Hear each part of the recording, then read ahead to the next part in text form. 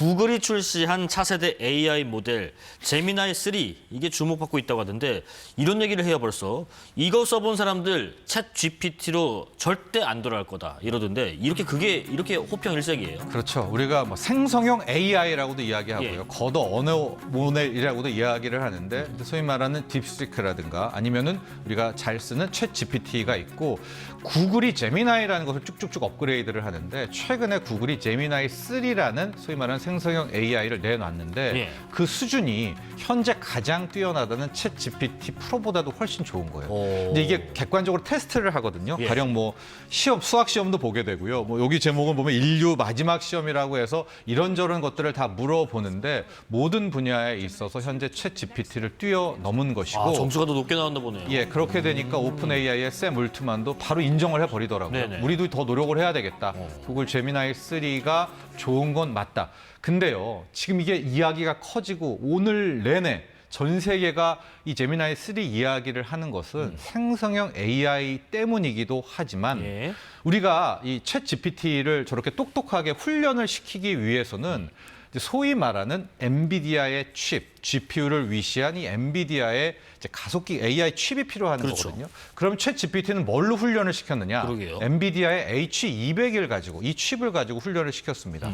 그런데 당연히 우리가 제미나이 3 역시도 엔비디아의 칩을 가지고 훈련시켰을 거라고 생각을 하는데 그렇지가 않은 거죠. 이 제미나이 3는 뭘로 훈련을 시켜서 네. 이렇게 뛰어난 생성형 AI를 만들었느냐?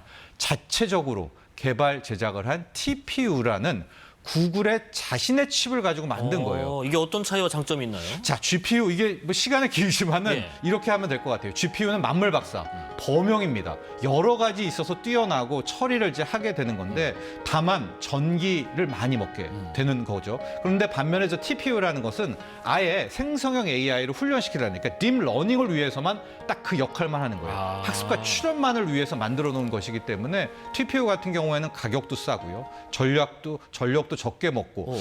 자, 이렇게 된다면 엔비디아의 아성이 흔들리는 건가?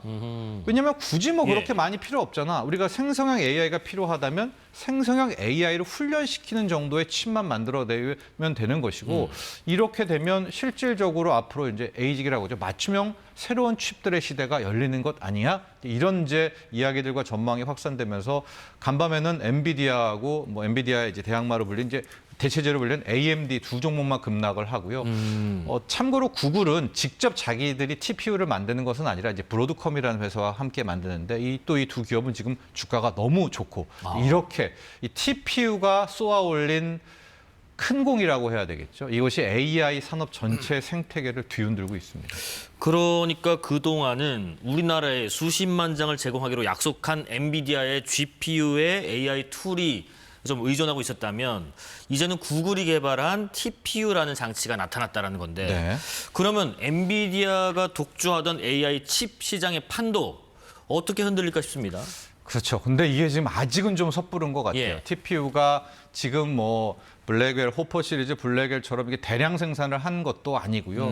조금 더 테스트를 해볼 시간이 있기 때문에 완벽하게 뭐 TPU가 대세다 이렇게는 이야기할 수는 없습니다. 다만 이게 맞다면 정말 TPU가 지금 나온 것처럼 이 정도의 저전력의 대량 생산도 되고 뭐 실제로 많은 이제 클라우드 업체들 뭐 메타라든가 이런 곳들 하이퍼스케일러들이 엔비디아의 칩을 안 사고 나는 구글의 TPU 정도로 만족할래라는 이제 판이 벌어지게 된다면 그러면 구글만 자신의 칩을 만들지는 않겠죠. 뭐 테슬라도 자기들이 칩을 만든다고 하고요. AI5, AI6, 애플도 칩을 준비하고 있고요. 저마다 지금 칩을 만들게 된다면 엔비디아의 아성은 흔들릴 수밖에 없다. 다만 그 오픈 AI의 샘 울트만은 그냥 쿨하게 인정을 했는데 그러게요. 엔비디아의 젠슨왕 CEO는 이번 TPU에 대해서 아니 뭐 잘했다 축하한다라고 하지만 우리의 그 GPU 뭐 호퍼 시리즈 블랙웰과 이 TPU는 상대도 안 된다. 우리가 몇 단계 위다 또 이렇게 이제 이야기를 해서